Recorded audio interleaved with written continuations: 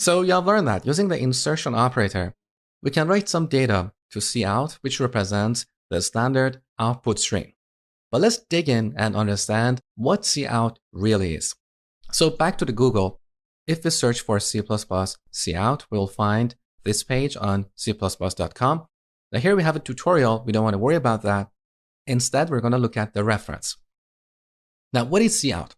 Cout is the name of an object, and the type of this object is OStream. So cout is an instance of the output stream class. Now, we talked about output streams in the previous lesson. So let's look at this page one more time. So here's the output stream class, and we have three classes that extend the functionality of this class. Now, all these classes will inherit everything, all the code, all the functions defined in this class. Now, further down, we can see these functions. So let's look at public member functions. Now, look over here, we have the insertion operator. That means all these classes, all these output streams support writing data using the insertion operator. Now, let's take a look here. So as you can see, this operator is overloaded. So we have various overloads for various built-in types, one that takes a bool, the other that takes a short, and so on.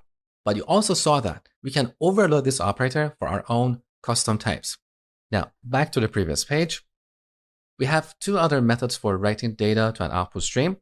One of them is put for writing a single character. So look, this method takes a single character and again returns an output stream. It's not a method we use often, but it's good to know.